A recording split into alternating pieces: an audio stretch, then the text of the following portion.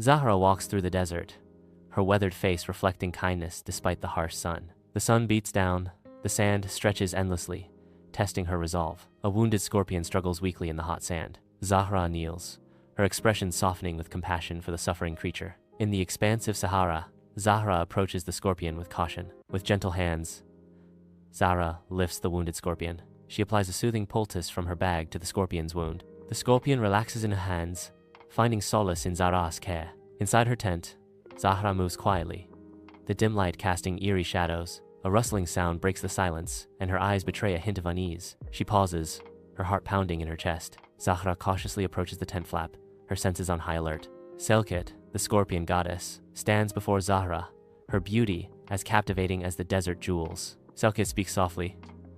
"You spared me." Selkit enters Zahra's tent. Selkit declares, "Now, I spare you." Selkit takes Zahra's hand. She kisses Zahra's palm. A stylized scorpion mark appears on Zahra's palm. Selkit proclaims, "This mark will heal any poison." Weeks later, under the blazing desert sun, Zahra kneels, her hands glowing as she heals a villager from a venomous snakebite. The villagers watch in awe as the color returns to the villager's face, a miracle unfolding before their eyes. Whispers of miracle healers spread quickly, carried by the desert wind, as Zahra's legend begins. Word of Zahra's gift spreads like wildfire throughout the desert, carried on the wind. Sunlight streams into the dim trading post, illuminating dust motes as Zahra confronts a merchant. The merchant, stout and sweating, gestures desperately toward a chest brimming with gold. "Name your price, healer."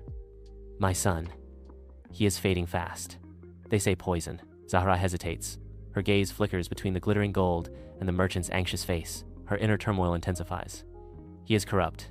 This wealth, ill-gotten." Under a canopy of brilliant stars, the Sahara stretches endlessly as Zahra kneels on the sand, her face reflecting inner turmoil. Her silent struggle with conscience weighs heavily as the vow echoes in her mind, to use her gift only for good. Visions of her struggling village flash before her eyes, the promise of money, a tempting solution to her desperate plight. She lifts her gaze to the stars, their distant light offering no easy answers, only silent witnesses to her agonizing choice. The cool desert air whispers around her, carrying the weight of her decision, as she remains kneeling, alone in the vast expanse. Zahra nods, agreeing to heal the merchant's son, her expression resolute. She extends her hand, and the mark on her palm glows faintly, channeling her power. The boy, once pale and weak, visibly recovers, life returning to his cheeks. The merchant, overjoyed, showers Zahra with coins and jewels, gratitude overflowing. "I feel a pang of guilt, a shadow crossing my face despite the sudden wealth." Zahra enters her village, her footsteps resonating across the empty square.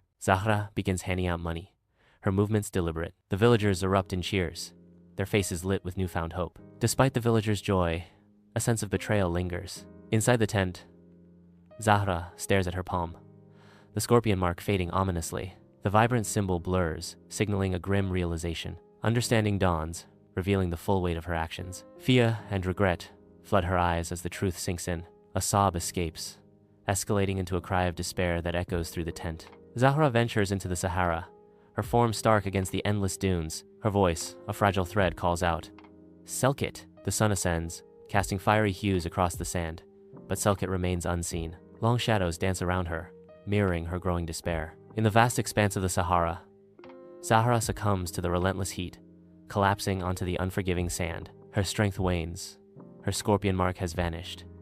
She finds herself stripped bare, both physically and spiritually. The connection to Selkit severed, Zahra is now adrift in a sea of sand. Her eyes reflect the stark desolation of the desert.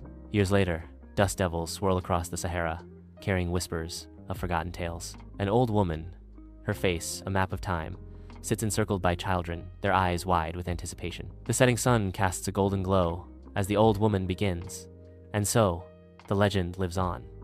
A cautionary tale whispered on the desert winds. The story of Zahra and Selkit, the echoes, a reminder that vows, once broken, can unleash a darkness that even the desert sands cannot bury. The sun descends, and the Sahara transforms into a sea of fire. Whispers of the wind carry Selkit's name across the sands. The desert remembers Selkit,